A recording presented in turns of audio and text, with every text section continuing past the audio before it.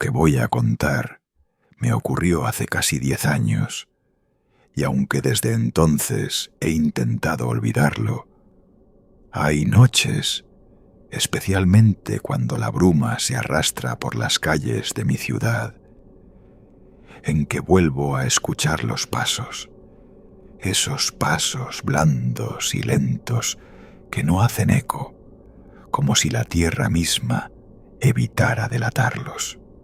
Mi nombre es Simón Ferrer.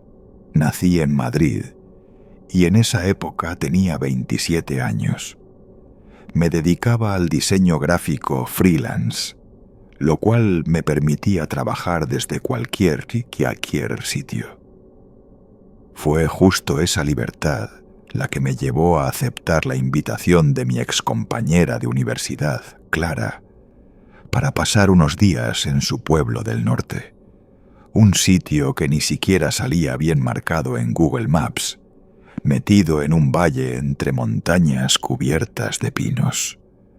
El nombre, San Arístides. Clara lo describía como un lugar de paz, de aire limpio, de estrellas sin contaminación. Y después de meses de estrés y ruido urbano, la idea me sonó casi mágica. Me alquiló una pequeña casa de piedra a unos 200 metros del núcleo del pueblo. Ella vivía más cerca de la plaza, en casa de sus padres, pero me prometió que pasaría a verme cada día para que no me sintiera aislado. El primer día fue exactamente como lo pintaba. Cielos despejados, olor a leña y humedad, silencio solo roto por el canto de aves y el sonido metálico de alguna herramienta agrícola. Los vecinos eran reservados, pero me saludaban con la cabeza, algunos con una sonrisa seca, de esas que se usan por compromiso más que por cortesía. La segunda noche, sin embargo, fue cuando noté algo extraño. Clara me había advertido: si alguna noche baja la niebla, no salgas, no preguntes, cierra todo y quédate dentro. No es broma. Pensé que exageraba. ¿Qué pasa, que se pierden por el bosque?, pregunté riendo. Su rostro no cambió. Solo me miró largo rato y repitió: no salgas. Esa noche cenamos en su casa. Me ofrecieron cocido montañés y vino casero. Su madre era una mujer seca, de ojos tristes. Su padre no dijo una palabra durante toda la cena. Mientras comíamos, noté cómo los vecinos iban cerrando puertas, bajando persianas, apagando luces, como si una alarma invisible marcara una hora fatídica. Clara me acompañó a casa antes de las 9. Caminamos en silencio y al despedirse me entregó una manta extra. La temperatura baja mucho con la niebla, dijo. Casi como invocada por sus palabras, empezó a caer. La niebla no se deslizó como en las películas. No fue un descenso suave, romántico, envolvente. No. Se precipitó. Una muralla blanca, espesa, con olor a humedad estancada y algo más. Un tufo agrio, como carne envejecida. Sentí un cosquilleo bajo la piel, un impulso primitivo de encerrarme, cubrirme, esconderme de algo que aún no podía ver. Ya dentro de casa, cerré bien puertas y ventanas. Dejé una lámpara encendida y me senté a leer en el sofá. Me repetía que no era nada, que los pueblos pequeños tienen costumbres raras, que lo más probable es que tuvieran miedo a los lobos o a perderse. A eso de las 11 escuché el primer golpe en la ventana.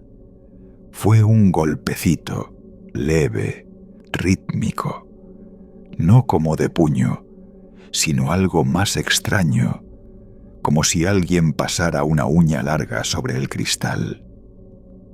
Me acerqué despacio. No se veía nada, salvo la niebla pegada al vidrio.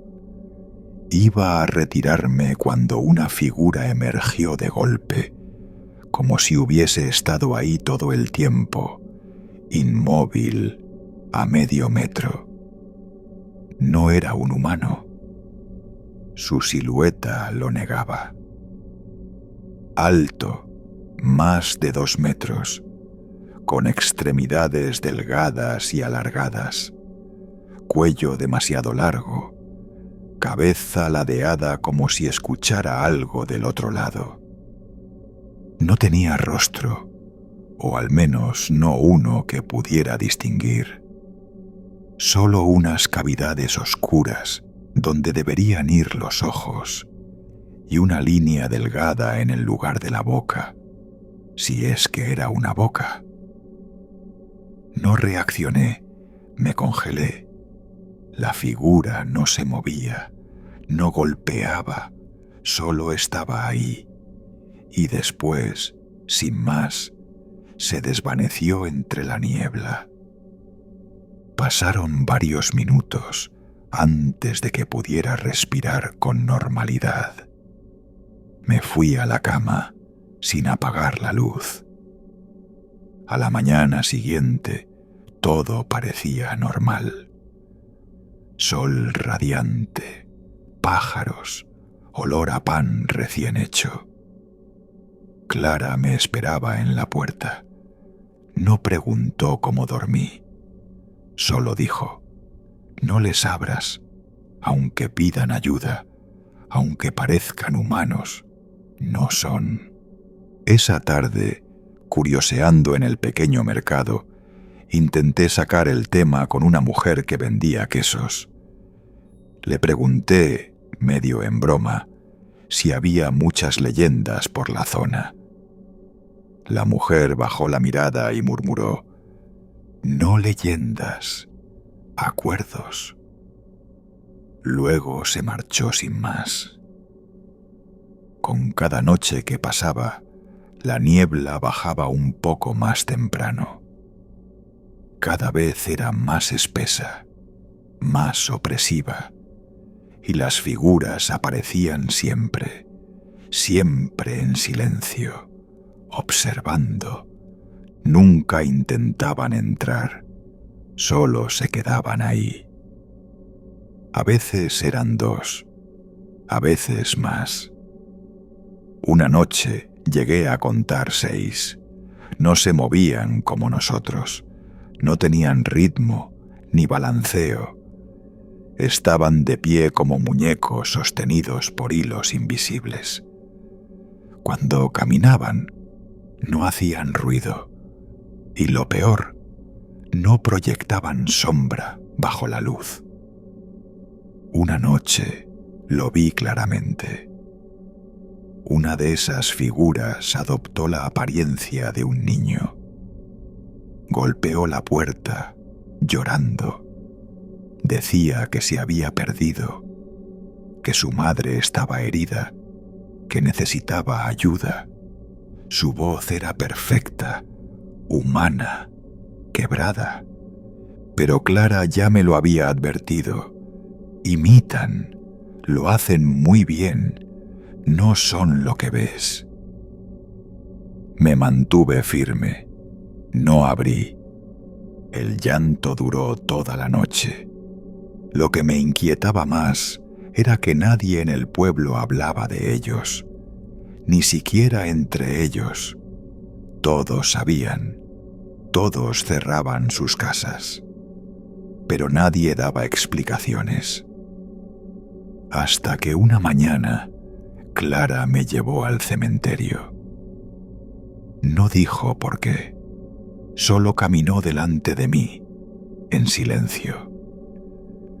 Me mostró una lápida sin nombre, un bloque de piedra gris, sin inscripción. Aquí enterramos a los que sí abren, murmuró. Intenté sonsacarle más. ¿Qué eran? ¿De dónde venían? ¿Qué querían? Clara solo me dijo algo que no olvidaré. No quieren matarte. Eso sería fácil. Lo que quieren es estar, ser, que tú los dejes entrar para ser parte de este lado. Esa frase me persiguió el resto del día. ¿Qué significaba ser parte de este lado? ¿Estaban atrapados entre dos realidades? ¿Necesitaban un permiso para cruzar? La siguiente noche la niebla llegó a las 6:30. Aún no había oscurecido del todo. Vi a los vecinos cerrar apresurados, como si esta vez fuera distinto. Yo no estaba preparado, no tan temprano, y esa noche uno de ellos no se quedó afuera. Lo supe en cuanto lo vi. No fue un grito, ni una sombra desplazándose en el techo, ni un temblor en las paredes. Fue un olor. Ese mismo tufo agrio, mezclado con algo nuevo, más sutil pero igual de perturbador. Humedad cerrada, como si alguien acabara de entrar tras semanas enterrado. Me encontraba en la cocina, calentando agua, cuando sentí que el aire del interior se había vuelto más denso. No frío, pesado, como si en lugar de oxígeno respirara vapor de aceite viejo. El vapor de la olla ascendía recto, sin desviarse, como si el aire no tuviera corrientes. Eso me asustó. Fue entonces cuando lo vi. No a través de una ventana, no desde la rendija de una cortina. Estaba en el pasillo, de pie, muy quieto. No era la figura delgada y alta que solía ver afuera. Era otra, más compacta, casi humana. Parecía un hombre, ropa vieja, chaqueta gris, pero su cara no tenía definición, como si alguien hubiera intentado dibujar un rostro sobre arcilla blanda y luego hubiese pasado la palma para borrarlo. Me quedé helado. No podía mover ni un dedo. El ser ladeó la cabeza. No emitía sonido. No hacía gesto alguno de amenaza. Solo me miraba, o eso creía. Me observaba sin ojos. Y entonces, sin girarse, caminó hacia la pared. Y desapareció en ella. No se desvaneció. No se volvió humo. Simplemente pasó al otro lado, como si la casa no fuera más que una proyección, un decorado débil, y él jugara con otra capa de realidad más densa que la nuestra. Esa noche no dormí. Por la mañana corrí al pueblo. Fui directo a casa de Clara. Golpeé hasta que abrió su padre. Me miró fijamente, sin decir palabra, y me dejó pasar con un gesto. Clara me esperaba en la mesa, como si supiera que iría. «Entró», dije. Ella asintió.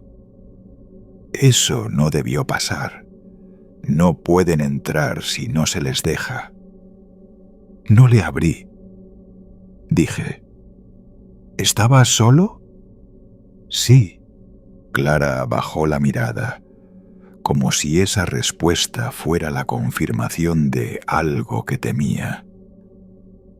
Entonces, alguien más abrió, o algo se rompió. Me explicó lo que en el pueblo se sabía desde hace generaciones. Los que bajan con la niebla no son almas, ni monstruos, ni entes en busca de venganza. Son otra cosa. Residuos.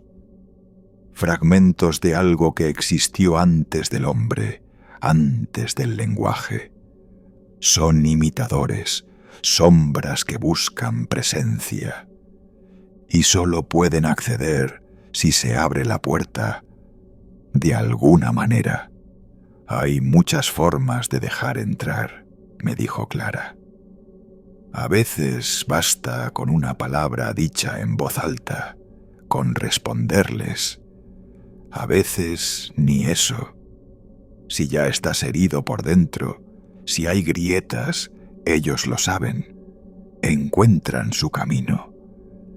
Eso me dejó helado, porque era cierto. Llevaba semanas sintiéndome extraño, inquieto. En la capital había terminado una relación de forma dolorosa y aún llevaba esa tristeza bajo la piel. Tal vez esa era la grieta. ¿Qué quieren? No lo sabemos. Algunos creen que solo buscan un cuerpo. Otros creen que quieren repetir una vida, que absorben recuerdos, gestos, hábitos, hasta que ya no eres tú. Esa palabra me hizo temblar. Absorber. Pensé en la figura que vi. No actuó como un depredador. Solo estaba. Observaba. Como un actor estudiando un papel. Y al atravesar la pared, sentí que dejaba algo detrás. Algo mío. Clara me llevó a casa del alcalde. Un hombre mayor, de barba blanca, que apenas hablaba. En su sala había retratos antiguos, todos en blanco y negro, de familias que parecían mirar más allá de la cámara. Me ofreció café. Me senté, esperando respuestas. ¿Viste uno dentro?, preguntó el hombre sin rodeos. Asentí. Entonces ya no estás limpio. Te marcaron. ¿Y qué significa eso? Que vendrán por ti todas las noches, no para matarte, para que te desgastes, te confundan, hasta que cedas, hasta que creas que son parte de ti. Me levanté. Aquello era demasiado. Dije que me iría, que esa misma tarde tomaría el coche y regresaría a Madrid. Clara negó con la cabeza. Si te vas ahora, ellos irán contigo. No puedes alejarlos. Ya saben tu nombre. Así supe que no era una maldición local. Era una especie de código. Como si, una vez tocado por ellos, la niebla te llevara por dentro. Ya no había seguridad ni distancia. Pasé los días siguientes encerrado, tomando notas, grabando sonidos, intentando razonar qué eran. Les puse nombres, estudié patrones, pero cada noche los golpes volvían y cada vez las voces eran más perfectas. Una noche escuché la voz de mi madre. «Simón, abre, es urgente». Me perdí. Hace frío. Y al mismo tiempo sonó mi móvil. Llamada de mi madre. Desde Madrid, respondí. Estaba bien. En casa. Cálida. Viva. Los imitadores habían capturado su voz. Con precisión. Hasta el tono tembloroso con el que solía hablarme de niño. Ya no quería dormir. Cada vez que lo hacía, soñaba con pasillos sin fin, con una versión de mí mismo que me miraba desde el otro lado de un cristal empañado. No hablaba, solo imitaba mis gestos, me copiaba. Una noche, Clara vino a verme con una vela azul y una caja de madera tallada.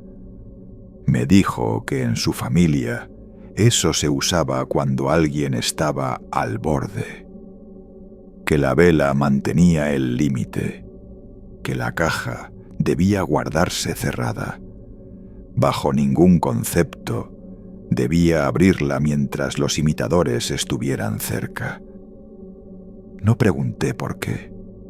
Esa noche encendí la vela y la dejé en el alféizar. La niebla no se acercó a la ventana. Por primera vez en semanas no golpearon. Pero a las 3 de la mañana escuché algo aún peor. Pasos dentro de la casa. Me levanté en silencio. La vela seguía encendida. Tomé la caja. Los pasos eran suaves, como si alguien caminara descalzo. Y entonces escuché mi propia voz desde el pasillo. «Simón, está todo bien. Ven, solo quiero hablar». Temblé. No era una imitación. Era exacta. Cada inflexión, cada pausa, como si una grabación mía se reprodujera en tiempo real. «No tienes por qué tener miedo. Soy tú». La vela se apagó. Un frío brutal me atravesó. Corrí al dormitorio y cerré la puerta. Puse la caja sobre la cama. Los pasos se acercaban. Lentamente. No había prisa, como si ya supieran que había perdido. Y justo antes de que la manilla de la puerta bajara, abrí la caja. Dentro había un espejo, ovalado, antiguo. El reflejo no era el mío, era la figura, esa versión de mí, pero más vacía. Ojeras negras, piel blanda, sonrisa dislocada. Me miraba y hablaba sin mover los labios. «Déjame entrar», decía. «No será doloroso, solo fusión, solo uno». El espejo tembló. Vibraba como si algo golpeara desde el otro lado. Quise soltarlo, pero no podía. Entonces, Clara entró. No sé cómo. Quizá había forzado la entrada. Quizá nunca la cerré bien. Tenía otra vela azul encendida. La alzó. Y la figura del espejo chilló. El vidrio se agrietó. Un sonido agudo se expandió por toda la casa. La figura se desdibujó. Y yo perdí el conocimiento. Cuando desperté, ya era de día. La vela se había consumido. La caja estaba cerrada. Y el espejo ya no reflejaba nada. Lo primero que sentí al despertar fue que algo en mí había cambiado. No era solo el cansancio ni la tensión acumulada. Era como si una parte de mí hubiese estado ocupada durante la noche por una conciencia ajena. Un residuo invisible y viscoso flotaba dentro de mi cabeza, como una voz que había sido silenciada, pero no borrada. Clara estaba sentada al pie de la cama. Tenía los ojos enrojecidos y la vela azul apagada entre las manos. Había un cuenco de agua con sal a su lado y el aire en la habitación tenía ese mismo olor amargo que la niebla arrastraba, aunque afuera brillaba el sol. «¿Qué viste en el espejo?», me preguntó con voz rota. No supe qué decirle, no podía explicarlo. Era yo, pero no era. Esa figura sabía cosas que nadie más sabía. Pequeños detalles, grietas internas, recuerdos, gustos, palabras que solo me decía a mí mismo, en voz baja, al ducharme o al soñar. Lo que vi en ese espejo no era una copia, era una fusión parcial, una propuesta. Déjame completar lo que tú no puedes ser. No se lo conté todo. Solo asentí. Clara entendió. Esa tarde me dijo que había una forma de cerrar el vínculo, que no era definitiva, que nadie podía librarse por completo una vez que los había dejado entrar, pero sí se podía sellar la entrada. Como cerrar una herida con puntos, sabiendo que dejaría cicatriz. «Tienes que ir con ellos», me dijo. Pensé que era una locura. A su lugar, a la raíz. La idea era simple y brutal. Cruzar la línea durante la niebla, pero no solo para observar. Entrar de lleno. Buscar el punto de origen. Una zona entre el bosque y las montañas donde, según algunos viejos, empezó todo, donde se rompió la primera puerta. Tenía que enfrentarme a mi otro yo, no rechazarlo, sino hacerle frente. ¿Y si no vuelvo? Entonces no serás tú quien regrese. Acepté. La noche siguiente, la niebla bajó temprano. Clara me acompañó hasta el límite del pueblo, justo donde los faroles de gas parpadeaban al borde del bosque. Me entregó otra vela azul, esta vez más grande, y un pequeño amuleto de cobre con inscripciones que no entendí. No enciendas la vela hasta que estés cerca del claro. No hables con nadie, aunque tengan tu voz, especialmente si tienen tu voz. Crucé la verja oxidada que separaba la última casa del inicio del bosque, y con cada paso el silencio se volvía más absoluto. La niebla no solo tapaba el paisaje, ahogaba el sonido, tragaba la respiración. Era como caminar dentro de una mente ajena. Entonces aparecieron. No se escondían. Caminaban conmigo, algunos a 1 metro, otros más lejos. Formas borrosas, altas, torcidas. Ninguna emitía sonido. Sentía su atención como si fueran ojos dentro de mi columna vertebral. Uno de ellos caminaba al ritmo exacto de mis pasos, pero del lado opuesto del sendero. Era como un reflejo desincronizado.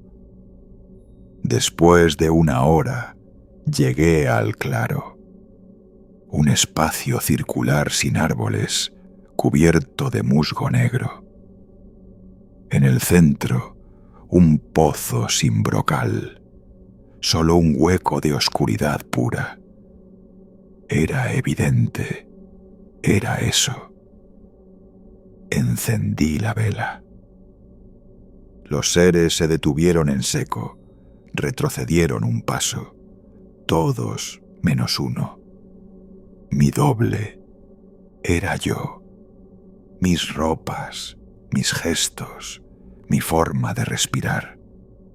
Pero su piel era más pálida, como cera bajo el agua. Y sus ojos, vacíos, pero atentos. ¿Quieres cerrarlo?, me preguntó con mi propia voz. No respondí. ¿Crees que eso te devolverá lo que perdiste? ¿Tu paz? ¿Tu nombre? Entonces sonrió y habló como yo no había podido hablar en años. Yo soy lo que te sostiene cuando quieres desaparecer. Yo soy lo que queda cuando tú duermes. Si me niegas, te vacías. Me acerqué al pozo con la vela encendida. La llama no se movía, como si no hubiera viento, ni oxígeno, ni tiempo. Él intentó detenerme, no corriendo, solo hablándome, nombrando recuerdos, susurrando dolores que había olvidado. Papá, la carta, lo que nunca dijiste, el miedo que tienes a ser invisible. Cada palabra era un golpe, cada recuerdo una grieta, pero cuando estuve junto al borde, lo supe.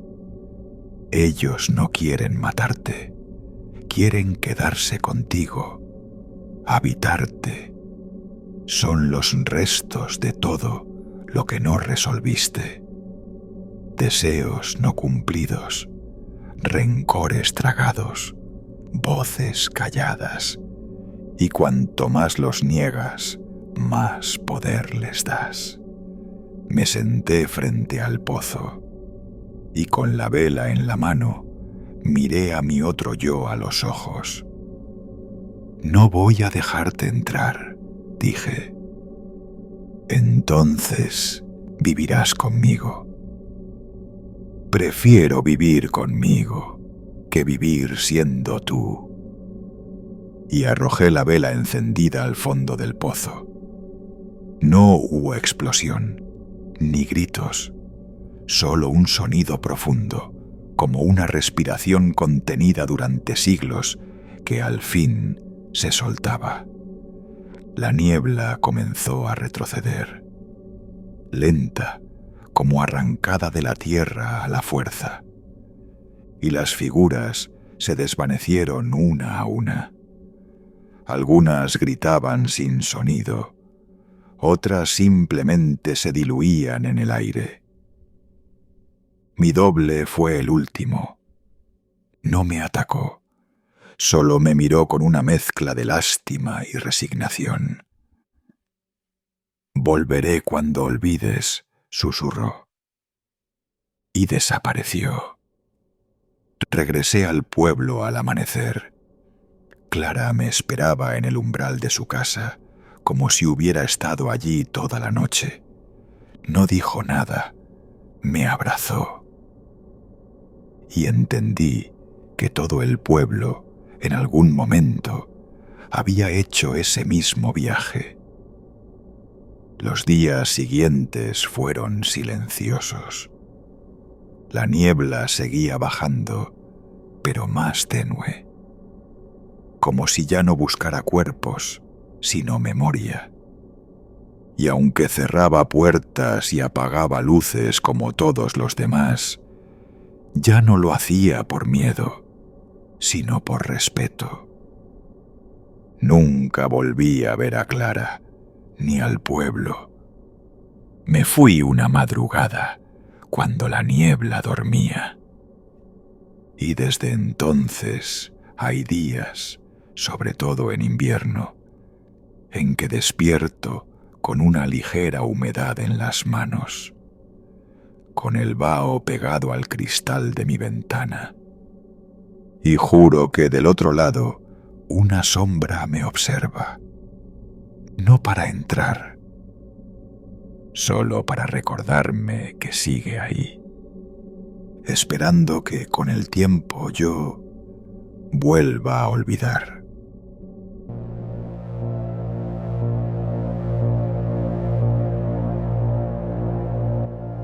Lo que voy a contar hoy ocurrió hace unos años, en un pueblo llamado Candeleda de la Sierra.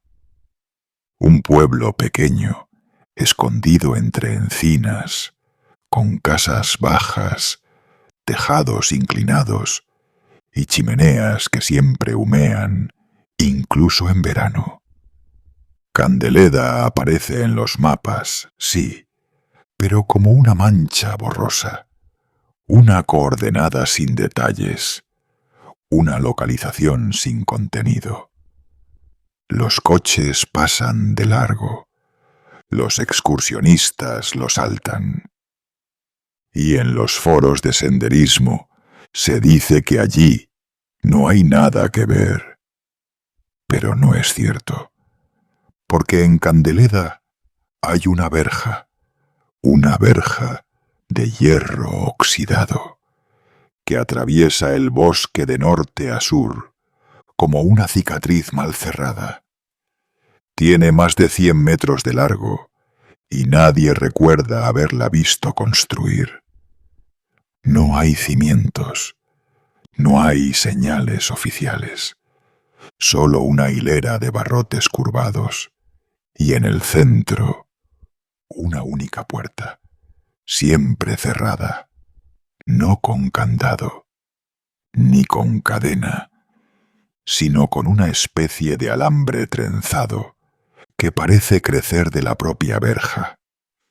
Algunos dicen que es hierro vegetal, otros que es un nudo que solo se deshace desde dentro. Pero eso no importa. Lo que importa es la regla. Una regla que no está escrita en ninguna parte. Una frase que se transmite bajando la voz, como un rezo antiguo. Después del atardecer, nadie cruza la verja. Y aunque no hay policías, ni multas, ni castigos públicos, nadie lo hace. Ni los ancianos, que lo vieron todo, ni los niños que lo preguntan todo, porque en Candeleda todos saben lo mismo, que hay una línea, invisible, silenciosa, y que al otro lado de esa línea ya no estás exactamente en el mismo mundo, ni siquiera en el mismo tú. Yo llegué a Candeleda para hacer un reportaje, una colaboración para una revista digital sobre folclore y supersticiones. Me interesaban las tradiciones rurales, las historias que se cuentan junto al fuego, las leyendas que nos salen en los libros. Buscaba algo pintoresco, entrañable. Un pueblo detenido en el tiempo. Una creencia absurda que pudiera narrar con algo de ironía. Pensaba que sería una historia más, un par de entrevistas, unas fotos del entorno y un cierre poético. Pero no. Lo primero que noté fue el silencio. No el silencio habitual del campo, no ese que se llena con el canto de un jilguero, el crujir de las ramas secas o el rumor lejano de una acequia. Este era otro silencio, más denso, más espeso, como si se te pegara a los oídos, un silencio selectivo. Porque se hablaba del tiempo, de la cosecha, de las goteras en los tejados, pero no de la verja, nunca de la verja, ni siquiera cuando yo lo preguntaba directamente. Las respuestas eran sonrisas forzadas, miradas desviadas y frases que se disolvían a mitad de camino. Eso Es cosa vieja. No tiene importancia. Aquí vivimos tranquilos. Pero no era tranquilidad. Era otra cosa. Un acuerdo tácito. Un miedo colectivo. Una memoria que se ha guardado tantas veces que ya ni se sabe si fue real. Había algo en las caras de la gente, una especie de contención, como si todos pensaran demasiado antes de hablar, como si cada palabra que soltaban fuera una piedra lanzada sobre un lago muy quieto, y al caer pudiera despertar algo que preferían dejar dormido. ¿En la taberna? Pregunté de nuevo. Había 6 personas dentro. 2 hombres mayores jugando a las cartas, una mujer limpiando vasos y un anciano encorvado junto a la estufa, moviendo las brasas con la punta de un bastón. Me senté en la barra, pedí un vino.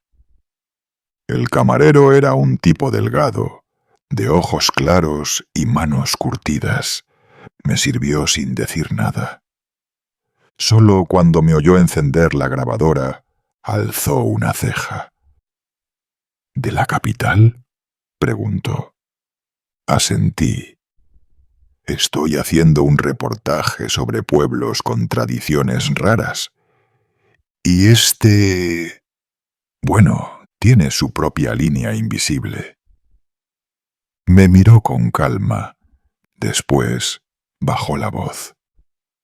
La verja lleva ahí toda la vida, me dijo. Y más. ¿Y por qué nadie la cruza?, pregunté.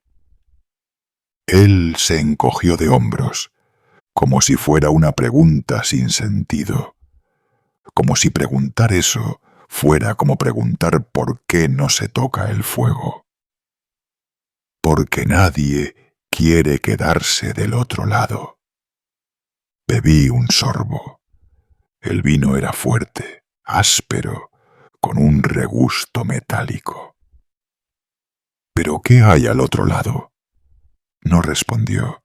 Solo limpió el borde del mostrador con un trapo húmedo, sin prisa.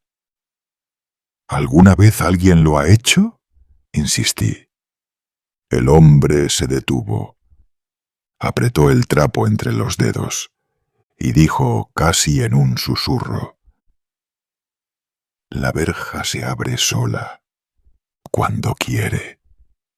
Lo miré, pero él no me devolvía la mirada. ¿Y qué pasa si la cruzas? Me sirvió otro vino.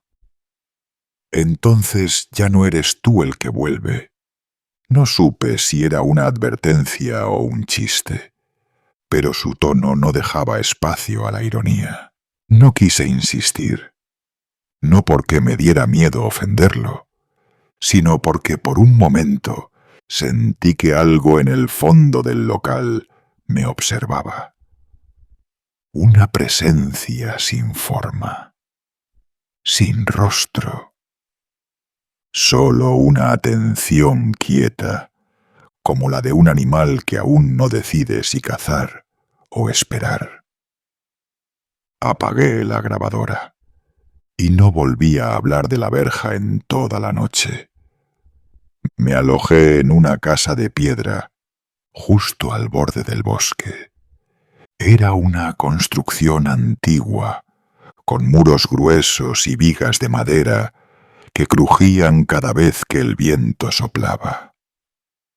La dueña me entregó las llaves sin apenas hablar. Solo me advirtió: por la noche, cierre bien las ventanas y no se acerque al bosque. No dijo más, y yo no pregunté. Desde la ventana de mi habitación podía verla. La verja. Una línea recta y oxidada que se perdía entre los árboles como una costura mal cerrada. Medía más de 2 metros. Tenía alambre en la parte superior, retorcido y viejo, como si en otro tiempo hubiese servido para algo más que marcar un límite. Había señales colgadas a intervalos regulares, pero ya no se leía lo que decían. Las letras se habían borrado.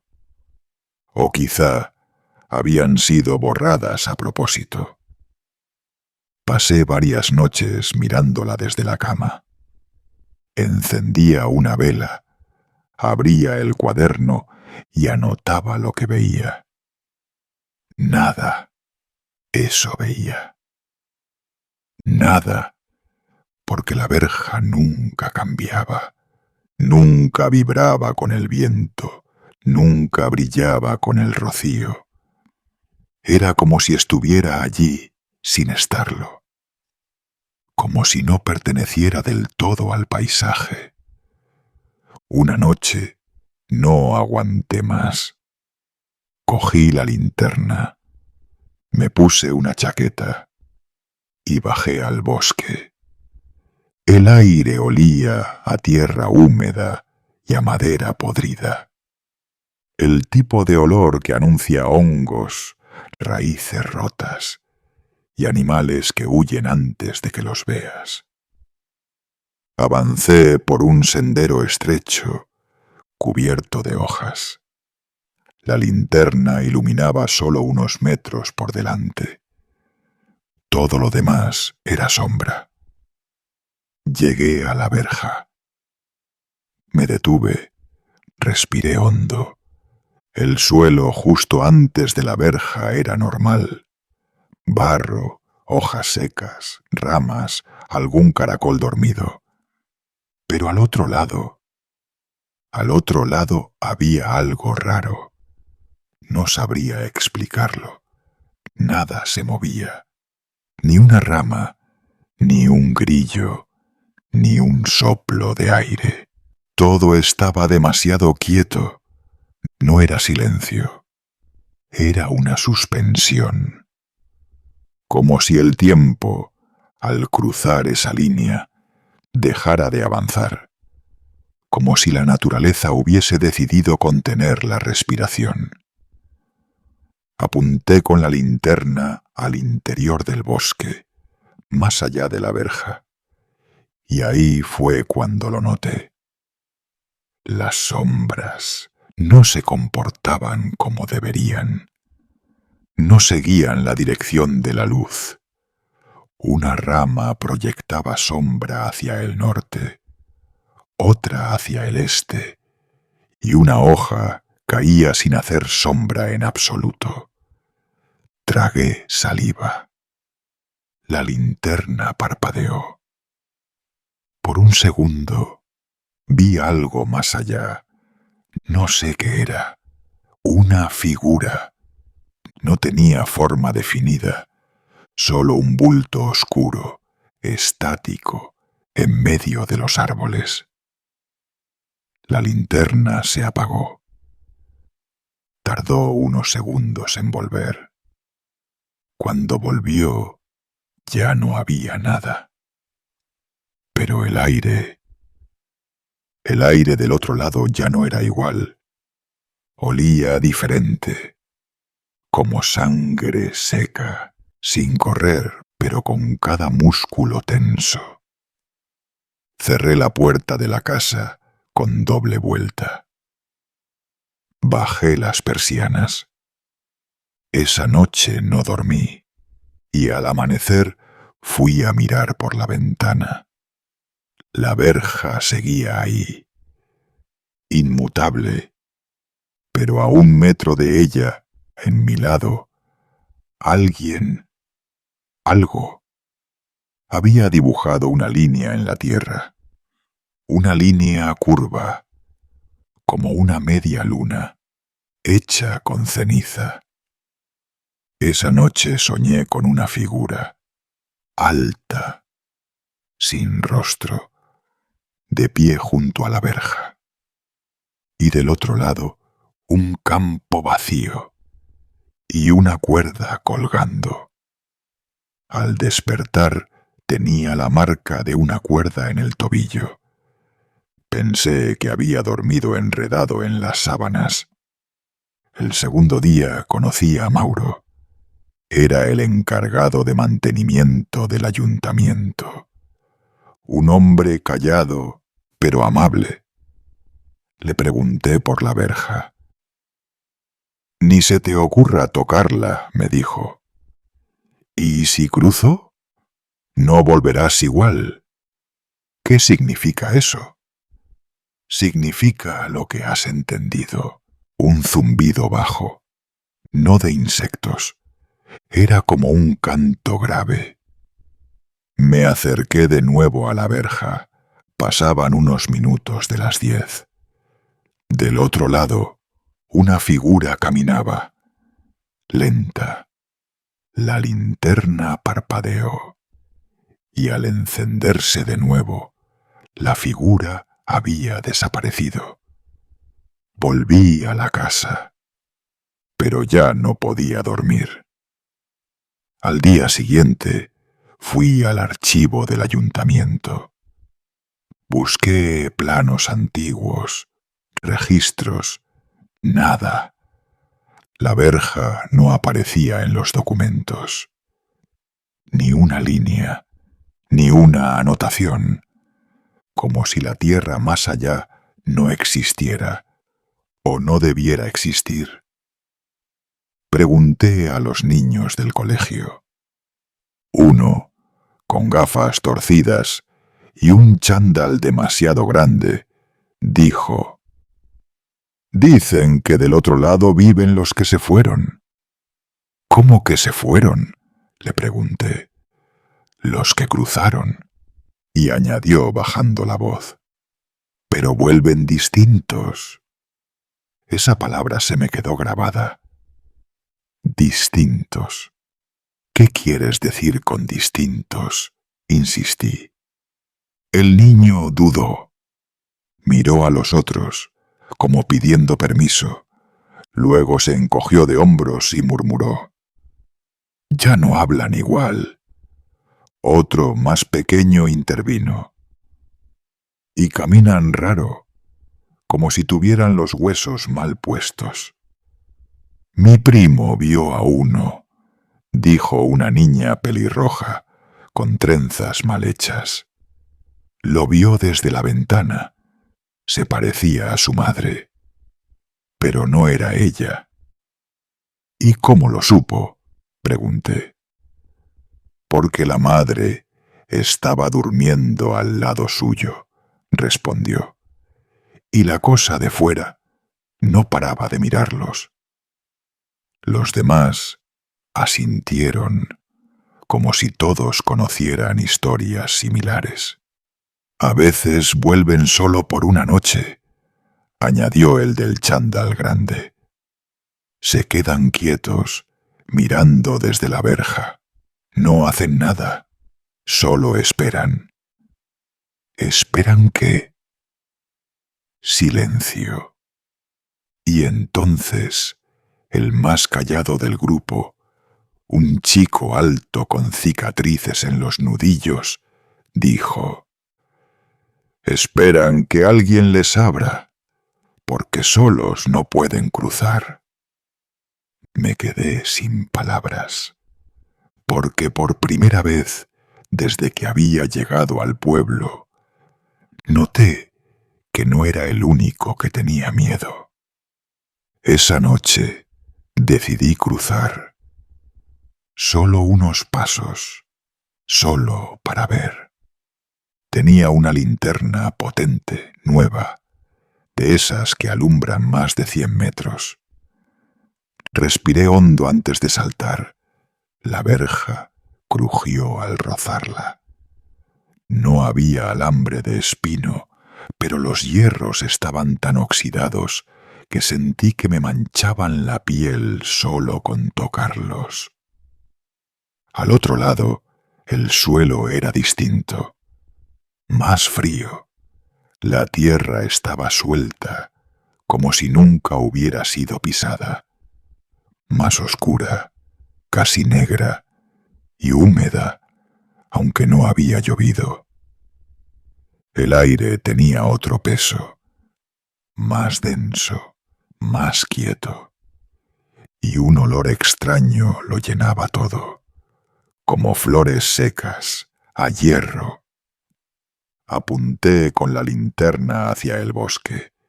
Nada se movía, ni una hoja, ni una rama. El haz de luz no iluminaba mucho más allá de los troncos cercanos, como si la oscuridad del otro lado tragara la claridad. Di un paso. El barro hizo un sonido hueco, como si debajo hubiera algo más. Di otro. El aire me rozó la nuca, aunque no había viento. Di un tercer paso, y entonces sentí algo. No un ruido, no una presencia, una ausencia. Como si el mundo que conocía acabara justo ahí, y lo que había delante fuera otra cosa. Algo que fingía ser bosque. Pero no respiraba, ni vivía. Di un cuarto paso, y luego un quinto, cada vez más despacio. La cuerda tiraba levemente de mi cintura, como recordándome que aún podía volver. Avancé hasta una zona donde los árboles eran más bajos.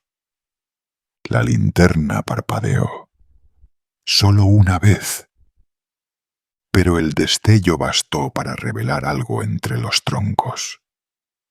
Una figura, de espaldas, inmóvil, parecía humana, pero había algo en su postura, demasiado recta, demasiado tensa, como si la hubieran colocado allí. Le apunté con la luz. No se movió, ni siquiera pestañeó.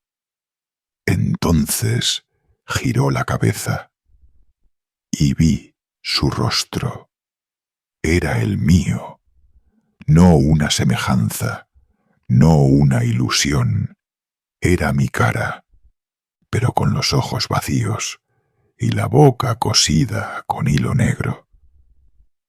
Retrocedí de golpe, tropecé, caí al suelo. La linterna se apagó. Todo se volvió negro. Escuché pasos, no delante, detrás. Me giré. Sentí otra figura, luego otra, cerca. Las oía, descalzas, arrastrando los pies, moviéndose en círculo. Tiré de la cuerda, una, dos veces, nada. Volví a tirar. La cuerda estaba suelta, cortada. Me puse en pie a tientas. Corrí, tropecé, corrí de nuevo. No sabía hacia dónde. Y entonces la verja. La vi, como una línea brillante en mitad de la oscuridad. Salté, caí del otro lado, y por un momento creí estar a salvo. Pero al mirar atrás, las figuras seguían ahí, paradas, justo al borde. Una de ellas levantó la mano y señaló mi pecho. Me miré.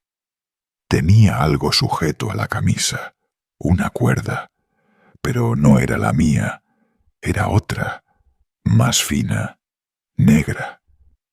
Desde entonces no he vuelto a dormir del tirón, ni a soñar cosas que reconozca. A veces despierto de golpe, con el zumbido del bosque aún en los oídos.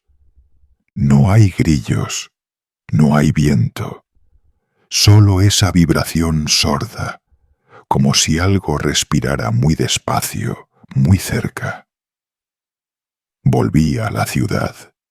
Intenté olvidarlo, convencerme de que fue el estrés, la sugestión, el cansancio. Pero hay cosas que no encajan, como el barro, que encuentro en el felpudo de mi casa, aunque vivo en un tercero. O la cuerda negra que apareció en el cajón de los cubiertos, cortada, deshilachada, como la que perdí. Llamé a Mauro. Una vez respondió, o eso pensé. La voz al otro lado era demasiado baja, demasiado lenta. Solo dijo una frase. Nos vemos al otro lado. Desde esa noche no he vuelto a marcar su número. En cuanto a la verja, he intentado buscarla en los mapas, pero ya no aparece. Ni en fotos satélite, ni en los archivos del reportaje. Como si se hubiera cerrado desde dentro. Lo único que conservo es una foto, en papel, del primer día en Candeleda. Estoy yo, sonriendo, frente al bosque. Pero hay algo raro en la imagen. Mi sombra no está. Y en la esquina inferior derecha hay una figura borrosa, alta, delgada, con la cabeza ladeada. No sé cuándo apareció, pero cada vez que vuelvo a mirar la foto, parece más cerca, más nítida, y yo cada vez me reconozco menos. Si te ha gustado, deja tu like, suscríbete y activa las notificaciones para no perderte los próximos relatos. Aquí, cada historia está pensada para escucharse en silencio, y preferiblemente a oscuras.